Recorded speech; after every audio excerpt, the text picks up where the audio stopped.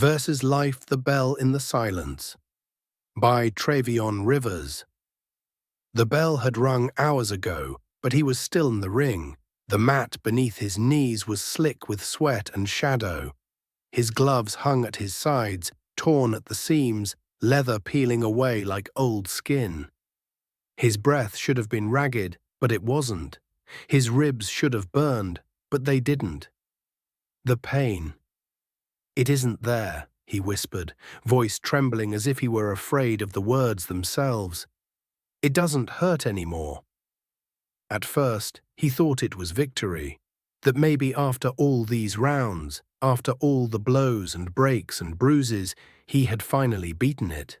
The sting, the ache, the reminder that he was fragile, human, bleeding. But then came the silence. Not the silence of peace, but of absence. The hollow kind. Like a city where every window is dark, like a song with no chorus. He pressed his hand against his ribs. Nothing. He clenched his jaw, waiting for the old ghost of fire to coil up his spine. Still nothing. That's when he realized this wasn't healing, this was numbness. The pain hadn't left him. He had simply stopped feeling it. Somewhere between round 10 and now, he had buried it deep beneath layers of grit and rage, until even his body stopped listening for it. And the strange part, that scared him more than any broken bone ever had. Because pain meant he was still alive. Pain meant he still cared enough to flinch, to fight, to scream. Pain was the proof, the pulse, the bell that told him he hadn't been knocked out yet. Without it, what was left? He staggered to his feet, the ring around him blurred, the ropes frayed and shifting like smoke. The crowd that wasn't there roared anyway, faceless silhouettes screaming in unison. He looked across the mat, and there he was, the clone, one of the 10. He couldn't tell which anymore, their faces had all become his own. 10-year-old eyes stared back at him, wide and empty. No malice, no fear, just a child-sized shell wearing his features. "Why don't you hit me?" the boy asked, voice flat. He raised his fists out of instinct, but his arms felt weightless, detached. His knuckles trembled, not from strain, but from lack of resistance.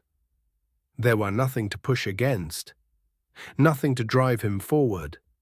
"I don't feel it," Struggle said.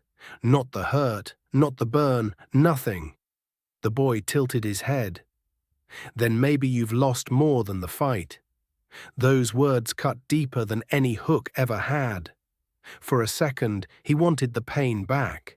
He wanted the fire in his ribs, the ringing in his ears, the thunderclap of hurt reminding him why he kept stepping into this cursed ring. But all he had was silence. And silence was worse. He dropped his fists. He almost dropped himself too, but forced his knees to lock, spine to hold. That was the only thing he had left, the act of standing.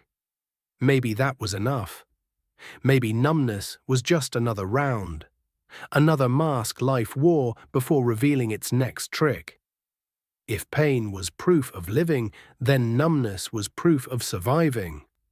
It meant he hadn't given up, not completely. Even if he couldn't feel the hurt, he could still feel the emptiness. And emptiness was still something. The boy across from him smiled, faint and eerie. For the first time, Struggle saw that the clone wasn't attacking anymore. It was just waiting, testing. The bell rang again, a soundless echo in his head. Struggle lifted his gloves, not because he felt ready, not because he felt anything at all, but because the fight hadn't ended yet. And maybe one day the pain would come back. Maybe one day he would feel it again, and it would remind him he was alive. Until then, there was only one truth. Even if the pain isn't there, he is. and that would have to be enough.